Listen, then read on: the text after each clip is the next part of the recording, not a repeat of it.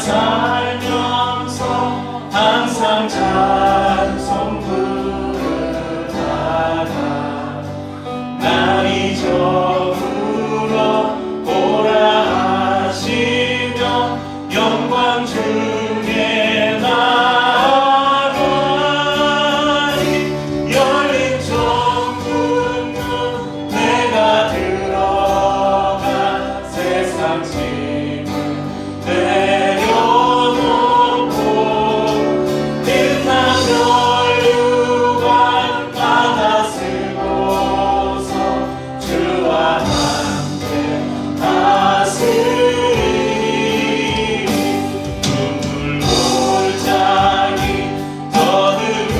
떠들으면서 나의 갈 길 나간 후에 주의 품 안에 내가 안기어 영원토록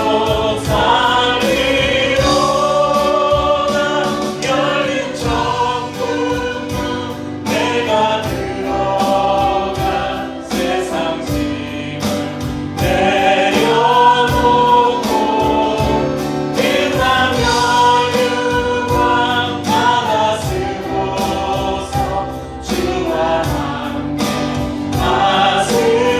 다스리리 한숨 마시고 죽음 없는 날 사모하며 기다리니 내가 그리던 주를 배울 때 나의 기쁨 넘치리라 열린 천국 문 내가 들어가 세상 짐을 내려놓고 빛난 멸류관 받아 쓰고서 주와 함께 다스리리 열린 천국 문 내가 들어가 세상 짐을 내려놓고 빛난 멸류관 받아 쓰고서 주와 함께 다스리리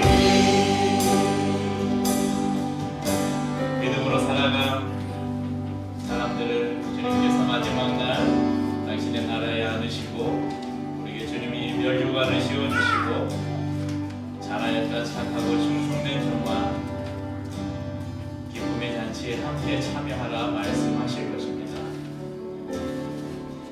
마지막 날 그런 주님의 칭찬 듣기 위해서 주님 우리의 모든 삶이 주님의 기쁨 되기 원합니다. 함께 고백하십시다. 주님의 기쁨 되기 원하네 내 마음을 새롭게 하소서 새 부대가 되게 하여 주사 주님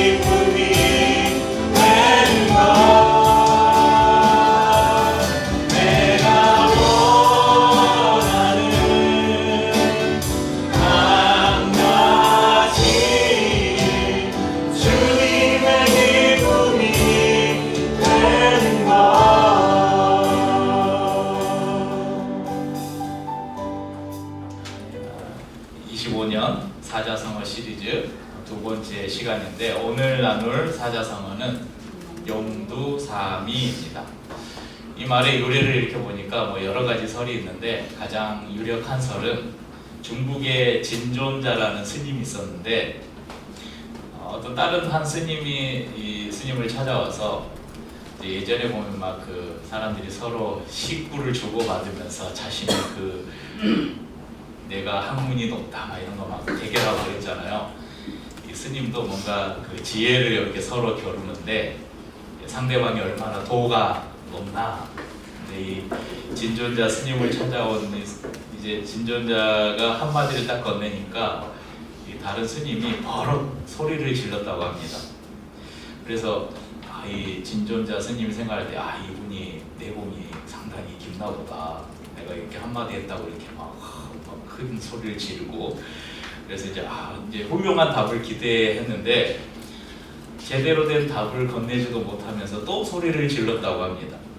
그래서 이 진존자 스님이 왜 소리를 질렀으면 왜 소리를 질렀는지 마무리를 하셔야죠. 그렇게 말하니까 그 상대방 스님이 조용히 아무 말도 안 하고 자리를 떠났다고 합니다. 그래서 옆에서 지켜보던 사람들이 이 상황을 보고 처음엔 용의 머리처럼 훌륭한 스님인 줄 알았는데 실제 보니 뱀 꼬리처럼 형편없는 사람이구만. 그래서 용두사미가 나왔다. 그런 전설이 전해지고 있습니다. 용두사미의 의미를 보면요, 용용, 머리두, 뱀사, 꼬리미. 네.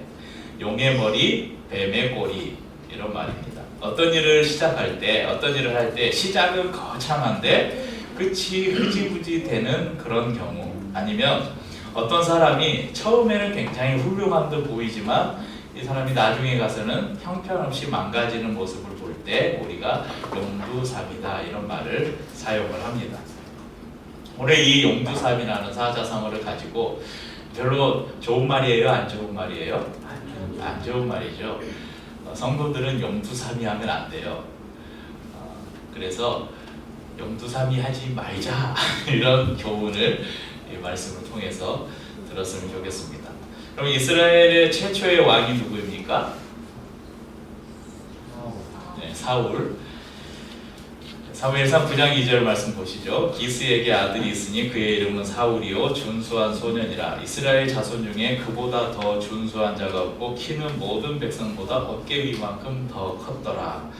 10장 22절에서 23절에 보면 그들이 달려가서 거기서 그를 데려오매 그가 백성 중에 서니 다른 사람보다 어깨 위만큼 컸더라. 사무엘이 모든 백성에게 이르되 너희는 여호와께서 택하신 자를 보느냐? 모든 백성 중에 짝할 리가 없느니라 하니 모든 백성이 왕의 만세를 외쳐 부르니라. 여러분, 하나님이 이스라엘의 왕이셨죠. 그래서 이스라엘에는 왕이 없었습니다. 왜냐하면 하나님이 이스라엘의 왕이었기 때문에. 그런데 이스라엘 백성들이 우리에게도 왕을 달라고 합니다. 여기서 왕은 눈에 보이는 왕이에요. 당시에 이스라엘의 주변에 다른 이방 나라들은 다 왕이 있었거든요. 하나님께서는 그것을 기뻐하지 않으셨습니다. 그렇지만 이스라엘의 백성들의 요구를 들어주셔서 한 사람을 제비 뽑아서 왕으로 세웁니다. 그 사람이 사울입니다. 미스바에 모여서 12지파들 가운데 제비를 뽑아서 이 사울이 뽑혔을 때 아마 사울은 부끄러움이 많았는지 이 짐짝들 사이에 숨어 있었어요. 그를 이끌어내었을 때 아까 우리가 말씀에서도 본 것처럼 그가 다른 사람들보다 어깨 이만큼 키를 딱 대면 제가 사울의 어깨밖에 안 되는 거예요. 아주 키가 크고 용모가 준수하고 저 사람은 누가 봐도 이스라엘의 왕이 될 만하다. 우리가 따를 만하다. 그렇게 사람들이 환호를 했습니다. 하지만 그의 마지막은 어땠습니까? 우리가 사울의 마지막을 알고 있습니다. 그는 하나님께 불순종했고 제사장의 역할을 월권으로 제사장의 역할을 그가 가로채기도 했고 하나님의 영이 떠났지만 하나님께 돌이키지 않았습니다. 결국 블레셋과의 전투에서 죽임을 당합니다. 이스라엘의 전폭적인 지지를 받으면서 이스라엘 최초의 왕으로 세움받은 사울. 등장은 화려했고 모든 백성들의 기대와 신임을 한 몸에 받았습니다. 그렇지만 그는 교만했고 회개하지 않았으며 하나님을 향한 신뢰를 버리고 인간적인 방법들을 찾았습니다. 그래서 전장에서 세 아들을 잃고 스스로 목숨을 끊는 비참한 죽음을 맞이했습니다. 오늘 저희가 읽은 디모데후서로 돌아가서 오늘 또 다른 한 사람을 만나보겠습니다. 공교롭게도 그 사람의 이름도 사울입니다. 우리에게 익숙한 이름은 바울이지만 이 바울이라는 이름은 사울이 이방 선교를 시작하면서 주위의 이방 나라들이 대부분 헬라 문화권이었거든요. 그리스 문화권에 있었기 때문에 그리스식으로 사울의 이름을 바꿔서 바울이라고 불렀습니다. 그래서 히브리식 이름은 사울이고 헬라식 이름이 바울입니다. 이 바울이 어떤 사람인가? 사도행전 22장 3절을 보실까요? 나는 유대인으로 길리기아 다소에서 났고 이 성에서 자라 가말리엘의 문화에서 우리 조상들의 율법의 엄한 교훈을 받았고 오늘 너희 모든 사람처럼 하나님께 대하여 열심히 있는 자라. 스스로를 소개하는 이 사도 바울의 소개에서 그가 유대 사회에서 얼마나 영향력 있는 인물이었는지 우리가 짐작해 볼 수 있습니다. 그는 길리기아 다소에서 났고 정통 유대인이에요. 가말리엘, 당대의 가장 석학이라고 인정받는 가말리엘의 그 문화생이었어요. 율법의 엄한 교훈을 받았고 하나님에 대해서 열심 있는 열심당원이었습니다. 그런데 그의 인생에 결정적인 사건이 찾아옵니다. 우리 사도행전 9장 1절에서 5절 말씀을 같이 읽어보죠. 사울이 주의 제자들에게 대하여 여전히 위협과 살기가 등등하여 여러 배 당에 가져갈 공문을 청하니 이는 만일 그 도를 따르는 사람을 만나면 남녀를 막론하고 결박하여 예루살렘으로 잡아오려 합니다. 사울이 길을 가다가 다메섹에 가까이 이르더니 호련히 하늘로부터 빛이 그를 둘러 비추는지라. 땅에 엎드러져 들음에 소리가 있어 이르시되 사울아 사울아 내가 어찌하여 나를 박해하느냐 하시거늘 대답하되 주여 누구시니까? 이르시되 나는 내가 박해하는 예수라. 다메섹으로 가는 길의 목적은 예수 믿는 사람들을 잡아다가 예루살렘으로 데려올 목적이었습니다. 그런데 그 길에서 예수님이 그에게 나타납니다. 예수님을 구세주로 인정하지도 않았고 오히려 예수를 믿는 사람들, 예수를 따르는 사람들을 핍박하고 어떻게 하면 이 사람들을 잡아 죽일까? 그 일에 열심이었던 이 사울이 예수님의 사도로 부름을 받습니다. 그리고 그의 남은 일생을 예수님을 핍박하던 자리에서 예수님을 전하고 예수님을 따라가는 삶으로 바뀌게 됩니다. 오늘 저희가 읽은 디모데후서 이 말씀은 로마의 차디찬 감옥에 갇혀있던 이 바울이 그의 생애의 마지막, 이제 내가 곧 죽을 때가 됐다, 내가 곧 떠날 때가 됐다, 자신의 시간을 직감한 이 사도 바울이 자신의 유언 같은 말씀을 기록한 성경이 바로 디모데 전후서입니다. 오늘 저희가 읽은 말씀 6절에 보십시오. 전제와 같이 내가 벌써 부어지고 나의 떠날 시각이 가까웠도다. 전제라는 것은 드링킹 오퍼링이라는 말입니다.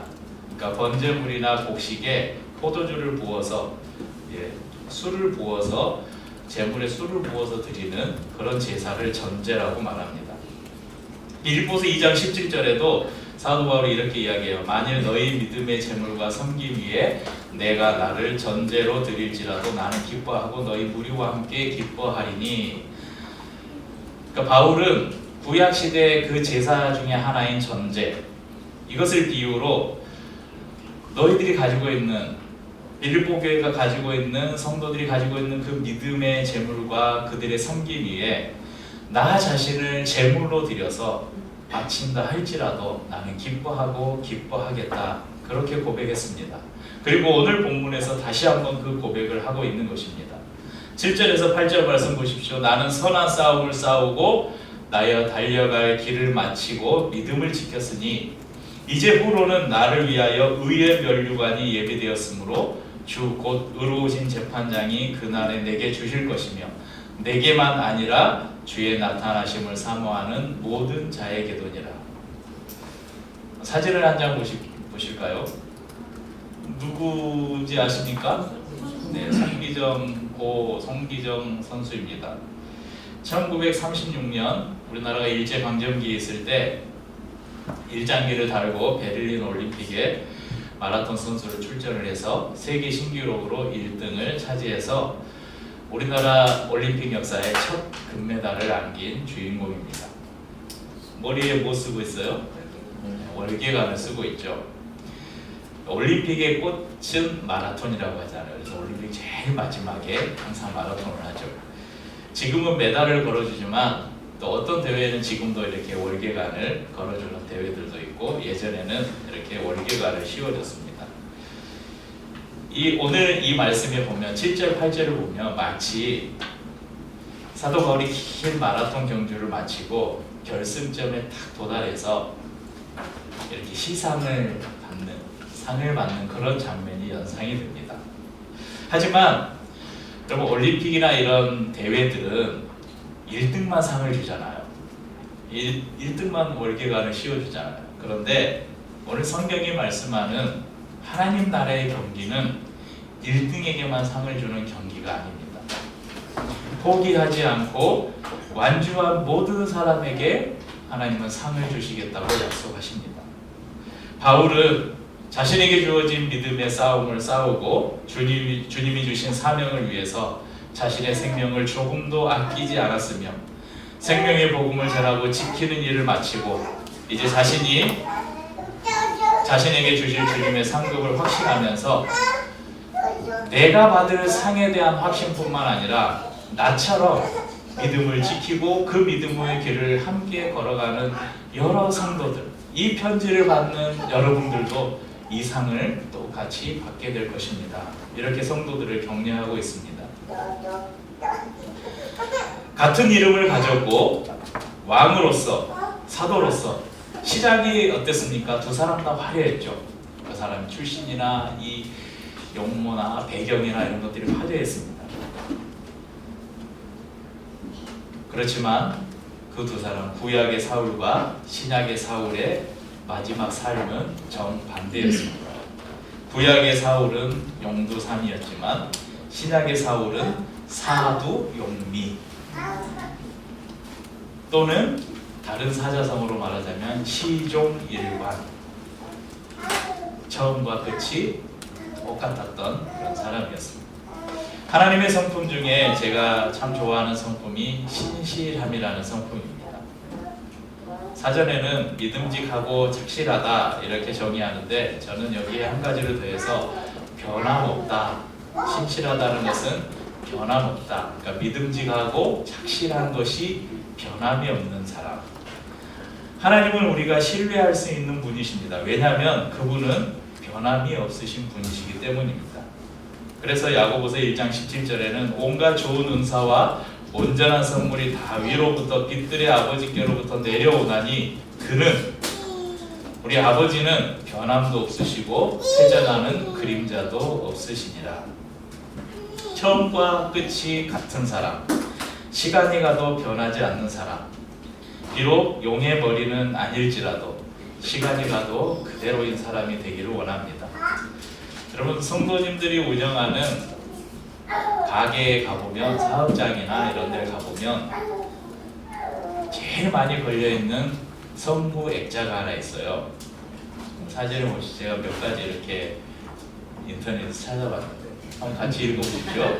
내 시작은 미약하였으나 내 나중은 심히 창대하리라. 욥기서 8장 7절에 나오는 말씀입니다. 용두삼이하고 반대잖아요. 시작은 미약하지만 끝은 창대하다. 사두 용두. 좋은 거는 사미 용두 이게 제일 좋은 건가?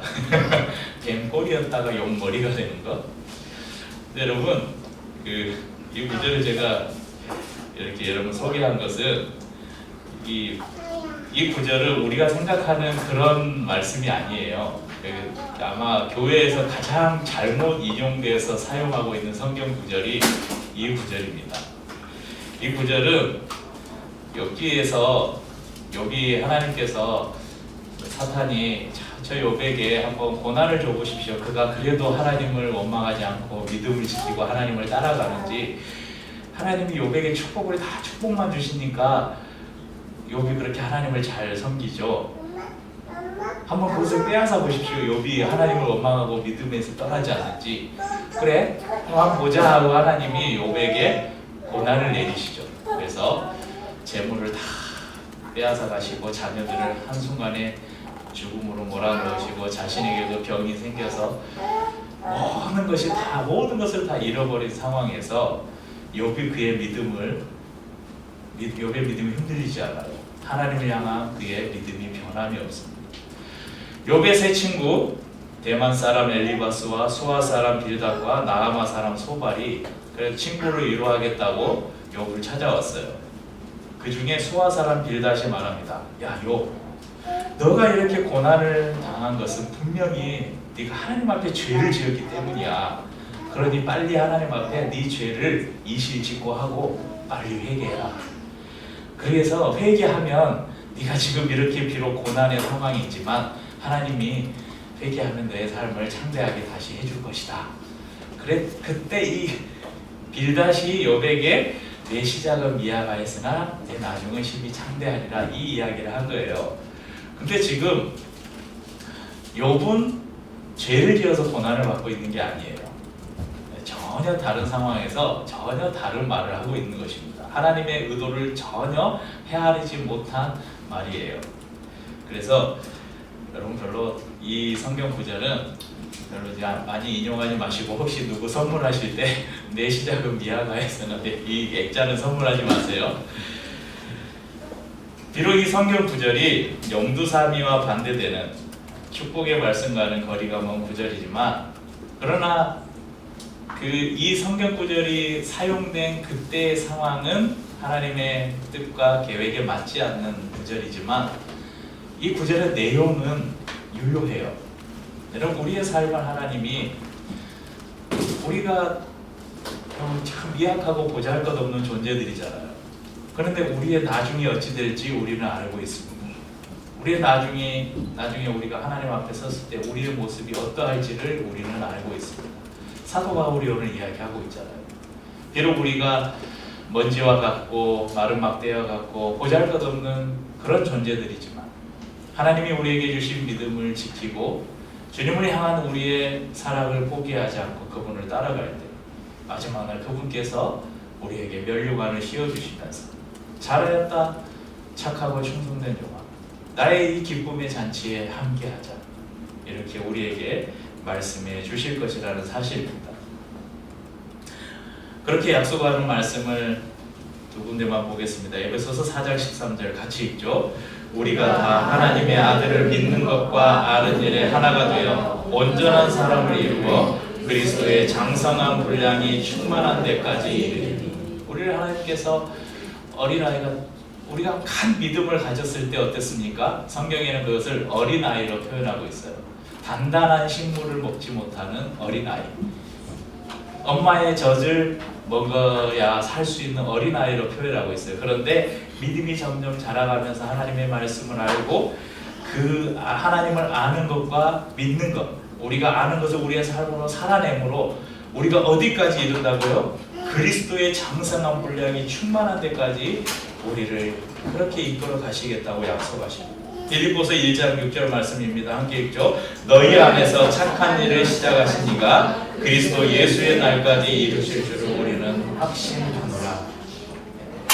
우리의 삶도 우리 교회도 시작이 그리 화려하지 않았지만 시간이 가도 변함없이 이 믿음을 지켜나가고 오히려 이 믿음이 점점 더 커져가기를 소원합니다. 우리도 사도 바울처럼 처음 주신 마음과 믿음을 붙들고 삶의 마지막 순간까지 믿음을 지키며 인내의 경주를 마칠 때 하나님께서 바울에게 주셨던 의의 면류관을 저와 우리 성도님들에게도 씌워주실 것을 믿습니다. 오늘 나눌 사자성어는 부정적인 의미죠. 그래서 우리가 아까도 말씀드렸지만 용두사미 하지 말고 시종일관하자. 또 다른 말로 그 유종의 미라고 아시죠? 끝을 아름답게 맺자. 그래서 이 유종의 미를 사자성어가 있어요. 유종지미 이런 사자성어도 있습니다. 오늘 용두사미를 이런 사자성어를 택하지 않고 용두사미를 택한 것은 어떤 때는 부정적인 것이 강할 때 이 반대 우리가 학습 효과가 있잖아요. 그래서 용두사미 하지 말자, 용두사미 하지 말자, 용두사미 하지 말자. 그리고 유종의미, 유종지미하자, 유종지미하자, 시종일관하자. 네, 여름에 사자성어를 통해서 하나님의 뜻을 말씀을 통해서 살펴보고 있는데, 여러분 우리의 믿음이 여러분 주님 앞에 서는 그날까지 변함없으시기를 축복합니다. 오히려 더 믿음이 견고해지기를 축복합니다. 찬양하고 성찬을 나누겠습니다. 찬양하고 서로 축복을 나누고 예배를 마치겠습니다. 주님을 사랑하는 기쁨을 그 즐거움을 빼앗기지 않게